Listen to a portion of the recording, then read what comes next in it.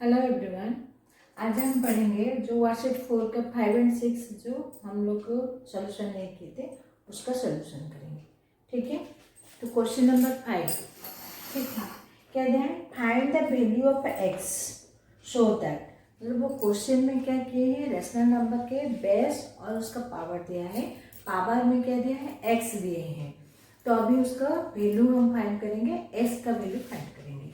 देखो फर्स्ट वाला 5 number question का फर्स्ट ऑप्शन है 3/4 to the power 2x+1 equal to 3/4 to the power 3 whole of 3। ठीक है, देखो ये हमारा, अगर हम इस साइड को लेफ्ट हैंड साइड लेंगे और इसको राइट हैंड साइड लेंगे तो लेफ्ट हैंड साइड में उसका पावर क्या दिया है? 2x+1। लेकिन हमारे क्वेश्चन क्या पूछे हैं? हमें x का वैल्यू फाइंड करना है। तो क्या करेंगे, पहले हम बेस को चेक करते हैं। दोनों बेस आपका सेम है। हाँ, ये 3/4 है, ये भी 3/4 है। लेकिन यहाँ पर पावर में 2x+1 दिया है, लेकिन यहाँ पर 2 पावर दिया है, जो कि हम लॉस ऑफ एक्सपोनेंट में पढ़े हैं। x to the power m whole to the power n हुआ तो x to the power m into n होगा, mn होगा। तो पहले इसको सॉल्व करते हैं, इसको एज यूजुअली जैसे वैसे रख देंगे। ठीक है, तो 3/4 whole to the power 2x+1 equal to 3/4 to the power 3 into 3, और मैं इसके जगह 9 लिख सकती हूँ। Okay, clear? अभी देखो ये दोनों तरफ हमारा बेस सेम हो गए हैं। हमें पूछा है एक्स का वैल्यू निकालिए, इसलिए हम क्या करेंगे? 2x+1 इक्वल टू 9 और 2x इक्वल टू 9। ये जो +1 था यहाँ इस तरफ आ गया तो -1 हो गया, तो क्या होगा? 8। 2x equal to 8, x equal to 8/2 equal to 4। ठीक है, तो हमारा आंसर क्या पूछा है? x का वैल्यू क्या है? x equal to 4। ये है आपका आंसर। ठीक है, समझ में आ गई? नंबर 2 देखते हैं, option number 2। 2/5 whole to the power 3 into 2/5 whole to the power 6 equal to 2/5 whole to the power 3x। Okay, देखो अभी हमारे राइट हैंड साइड में 2/5 का पावर 3x दिया है, लेकिन यहाँ पर बेस सेम है लेकिन पावर अलग अलग है, जो कि हम लॉ ऑफ एक्सपोनेंट में पढ़ते x to the power m into x to the power n हुए तो x to the power m plus n हो जाएगा। तो क्या करना अभी इसको 2/5 to the power 3 + 6 equal to 2/5 to the power 3x। अगर ये हम डायरेक्ट जो एक लाइन छोड़ के कर दिए तो आप ये साइड में लिखते हैं, क्योंकि x to the power m into x to the power n equal to x to the power m plus n। ये फॉर्म के हिसाब से, ये लॉ के हिसाब में इसको हम सॉल्व किए। ठीक है, तो 2/5 whole to the power 9 equal to 2/5 to the power x। अच्छा, अभी मैं यहाँ पर 9 इज इक्वल टू एक्स लिखना जो है, x इज इक्वल भी 9 लिखना वही होगा। सॉरी यहाँ पर, हाँ ठीक है, तो x टू द पावर में x टू द पावर, हाँ m प्लस n, तो x to the power x is equal to 9। Clear? ये है आपका आंसर। ठीक है,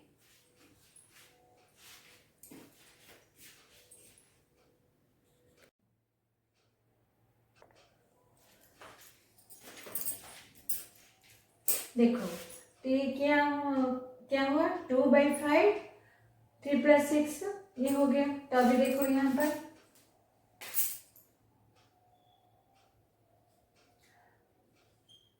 by 5, okay, 9 equal to 2/5 to the power 3x। हमें x का वैल्यू पूछेंगे तो अच्छा देखो, अभी ये 9 इक्वल टू 3x लिखना है या 3x प्लस 9 लिखना है, एक ही हो जाएगा। तो 3x equal to 9, x is equal to 9 divide by 3 is equal to 3, तो x is equal to 3, answer हमारा 3। ठीक है, देन ऑप्शन नंबर 3।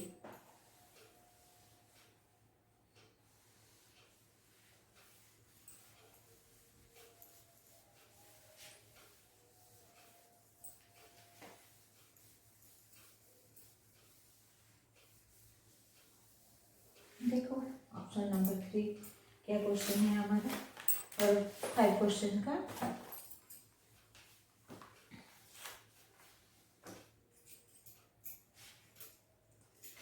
दिया है minus, question number option number 3, -1/5 to the power 20 divide -1/5 to the power 15 equal -1/5 to the power 5x। ये आपका question, ठीक है। अभी देखते हैं, पहले हम चेक करेंगे दोनों बेस सेम है और ये कौन से फॉर्म में है, डिवीजन फॉर्म में है, ठीक है। अभी यहाँ पर पावर देखें तो ये 20 है, 15 है, इसका मतलब है हमारे लॉ ऑफ एक्सपोनेंट में क्या होगा, अगर x दोनों डिवाइड फॉर्म में रहेंगे, उसका पावर m अगर होगा, तो m अगर n से ग्रेटर देन होता है तो हम क्या लिखेंगे, 1/x to the power m minus n लिखेंगे, sorry x to the power m minus n करेंगे, ठीक है। तो अभी देखते हैं ये फॉर्म में यूज करते हैं।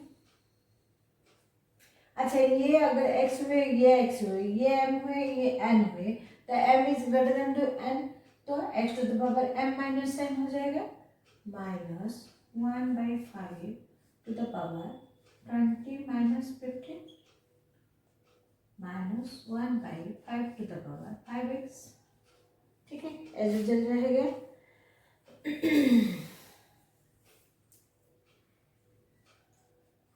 -1/5 to the power 20 minus 15 5 is equal to -1/5 to the power 5x। अच्छा, अभी ये देखो, ये दोनों का बेस सेम हो गया, हमें x का वैल्यू लाने के लिए इजी हो गया। 5x equal to 5, x is equal to 5 divide by 5 is equal to 1, तो हमारा x इज इक्वल टू 1, ये आपका आंसर। क्लियर, समझ में आएगी।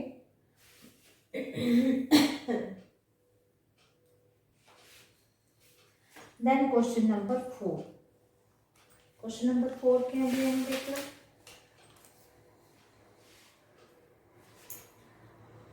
Option number 4, 1/16 multiple by 1/2 whole to the power 2 equal to 1/2। अच्छा, ये थोड़ा सा यहाँ पर क्लैमजी हो जा रहा है, तो यहाँ लिख देते हैं क्वेश्चन नंबर 4 का, ठीक है। Option 1/16 multiple by 1/2 whole to the power 2 equal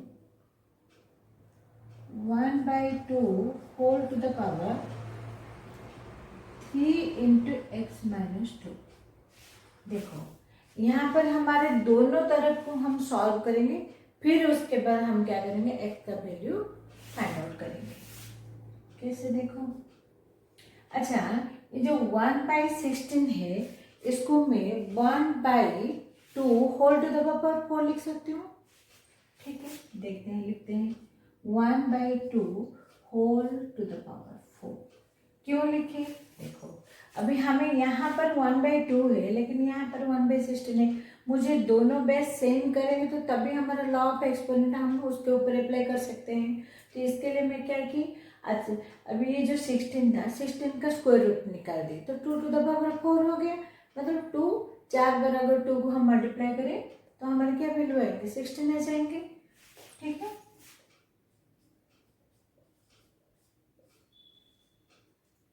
simple. 1/2। अभी देखो ये जो 3 इंटू एक्स माइनस 2 दिया है, मैं उसको 3 को x के साथ मल्टीप्लाई कर देती हूँ, 3x, 3 को फिर से 2 के साथ मल्टीप्लाई 6, ऐसे लिख सकती हूँ मैं। क्लियर, क्योंकि हमें x का वैल्यू लाना है इसके लिए।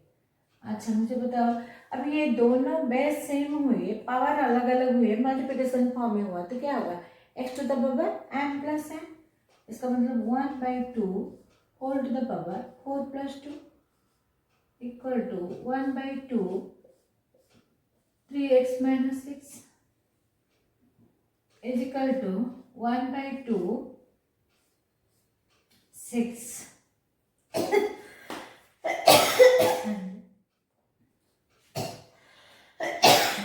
equal to 1/2 to the power 3x - 6। Sorry, दोनों तरफ का बेस सेम हो गए। अभी हम वैल्यू को क्या कर सकते हैं, उसका पावर के साथ कर सकते हैं। ठीक है, तो मैं अभी ये नंबर थोड़ा रख कर देती हूँ।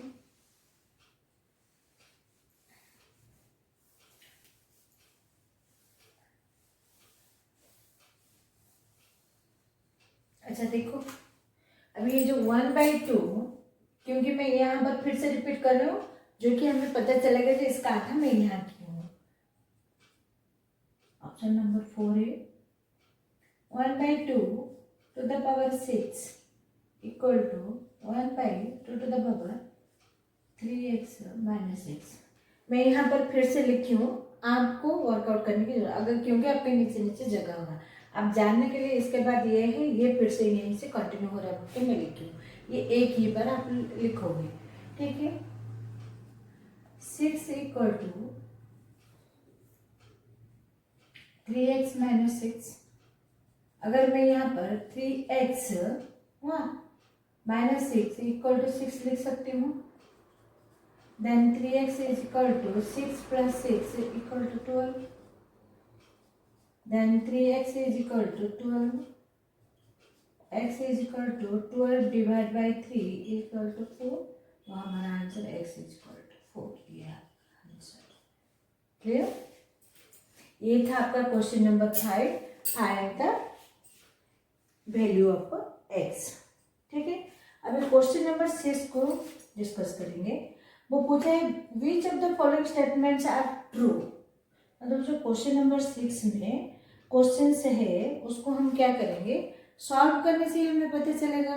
तो दोनों तरफ इक्वल देके LHS पार्ट RHS पार्ट दिए हैं, अगर दोनों एक दूसरे के साथ के सॉल्यूशन में इक्वल हो रहे हैं तो हम उसको ट्रू देंगे स्टेटमेंट, अगर वो फॉल्स हो रहा है तो फॉल्स, उसको हम लीव कर देंगे। ठीक है,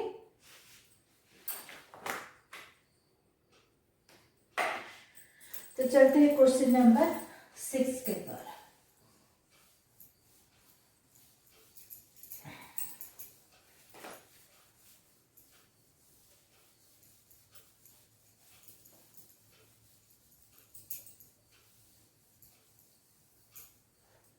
क्वेश्चन नंबर 6 है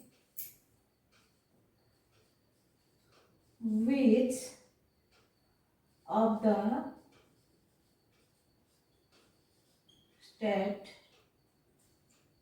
statements are true।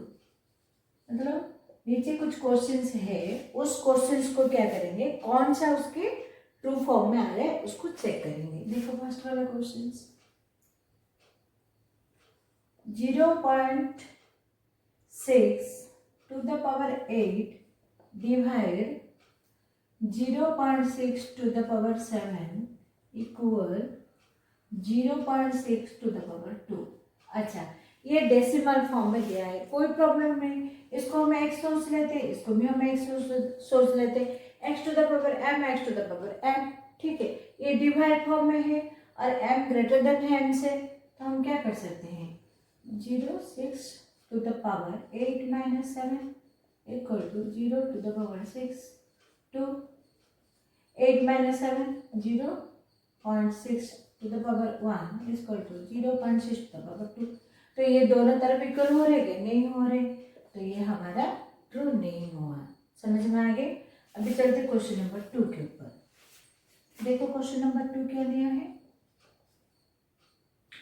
12/13 to the power 6 divided by 12/13 to the power 3 equal 12/13 to the power 3।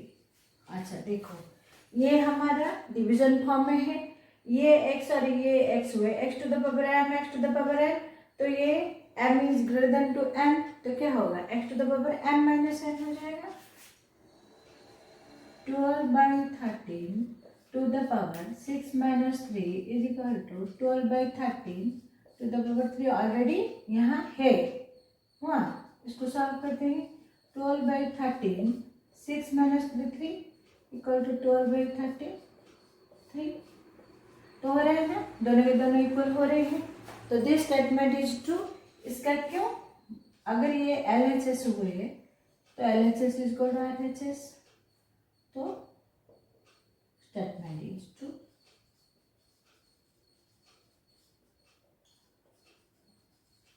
Clear, ठीक है। क्वेश्चन नंबर 3,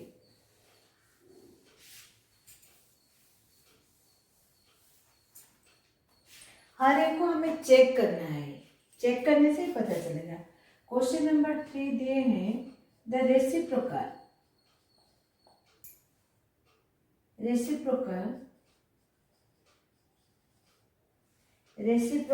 ऑफ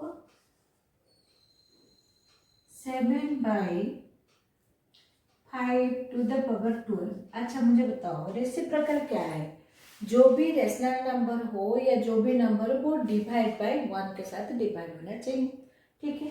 तो वो पूछा अगर ए ही हमारा एक्सपोनेंट को अगर हम रेसिप्रोकल फॉर्म में लिखेंगे तो दिया है कि वो पूछा है 7/5 इक्वल टू 5/7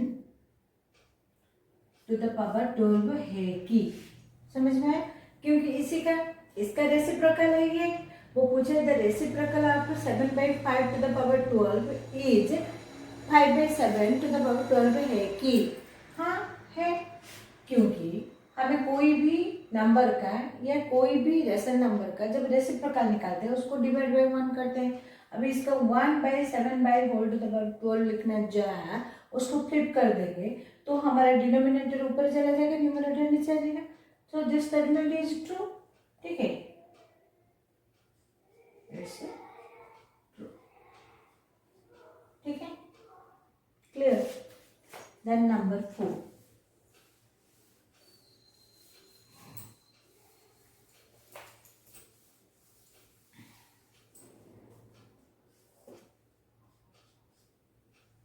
देखो 5 + 5 to the power 5 equal to 5 to the power 5 + 5 to the power 5।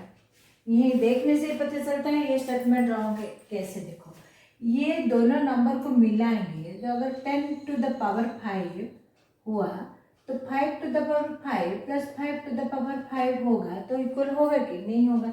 अगर इसको सॉल्यूशन करेंगे तो 1 में कितने जीरो आएंगे, 5 जीरो आ जाएंगे, क्या। लेकिन यहाँ पर 5 को पार्टिकुलरली पहले ये वाला 5 को अगर 5 बार मल्टीप्लाई करेंगे प्लस इसको फिर से 5 बार मल्टीप्लाई करेंगे तो ये देखने से इतना बड़ा सा नंबर आ रहा है तो ये दोनों कभी भी इक्वल नहीं हो गए, not LHS equal to RHS। तो यहीं से ही हमें पता चलता है this statement is false, clear.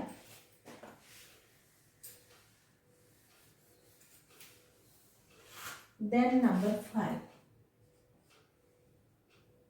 देखो 1/4 to the power 4 divide 1/4 to the power 3 का होल, ठीक है, इसको डिवाइड बाय 1/4 इक्वल टू 1/4। अगर ये पूरा पार्ट आपका LHS हो गई तो इसको जब सॉल्व करेंगे तो ये 1/4 आ रहा है कि अगर वो RHS के साथ इक्वल होगा तो दिस स्टेटमेंट इज ट्रू। देखो चेक करते हैं। तो इसको क्या करेंगे, पहले इसको सॉल्व कर लेते हैं। अभी ये दोनों का बेस सेम है, m is greater than two m। इसका मतलब क्या है, 1/4 टू द पावर 4 - 3 डिवाइड 1/4 है जो है हमारा RHS जो भी है वही रहने दो। 1/4 4 - 3 बोलने से क्या है, पावर 1 है। अभी इसका पावर भी 1 है, समझ में आ रहा है। तो अगर इसको जब सॉल्व करेंगे तो 1/4 टू द पावर 1 - 1 हो जाएगा, क्लियर, इक्वल टू 1/4। अभी ये जो 1/4 टू द पावर 1 - 1 मतलब क्या है, 0। 1/4 to the power 0 is equal to 1/4 to the power कुछ नहीं मतलब ये 1 है। तो अभी क्या हो रहा है, देखो अभी इसका पावर 0 है, ये पावर 1 है, यहाँ पर तो 1 होना चाहिए, ये तो हुआ ही नहीं। तो ये क्या हो गया, this statement is also false. Clear. Number 6, bit number 6 देखते हैं, ठीक है।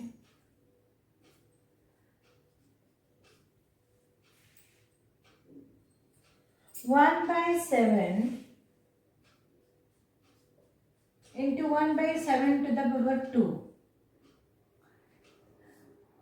उसको ब्रैकेट में रख के 1/7 to the power 3 is equal to 1। देखते हैं, सॉल्व करते हैं। पहले इसको सॉल्व कर लेते हैं। अच्छा अभी देखो यहाँ पर 1/7 कुछ नहीं मतलब क्या है, उसका पावर 1 है। 1/7 टू द पावर 1, और ये जो 1/7 टू द पावर 2 लिखा है, मैं उसको 1/7 टू द पावर 2 लिख सकती हूँ, होल इस तरह फॉर्म में कर सकती हूँ। 1/7 का पावर 3 कर सकती हूँ। अभी देखो इसको, ये मल्टीप्लिकेशन फॉर्म में है, और ये अगर x ये x हुए, x to the power m और x to the power n हुए तो क्या होगा, x to the power m plus n।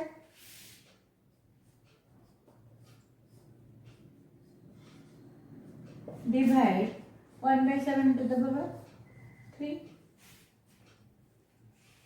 Clear.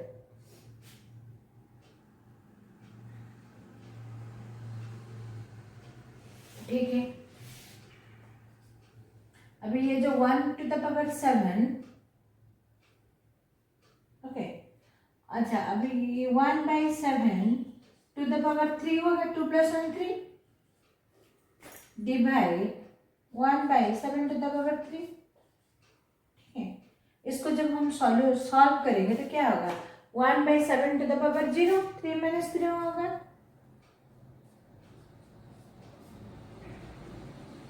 Is equal to 1/7 to the power 0 is equal to 1 ना, नहीं समझ में आ रहा है। देखो ये दोनों x होगा, ये m n हुए तो ये क्या हुआ, x to the power m - n हुए, m - n is equal to 3 - 3, 3 - 3 क्या हो गया, 0 हो गया। हमें पता है x to the power 0 is equal to 1।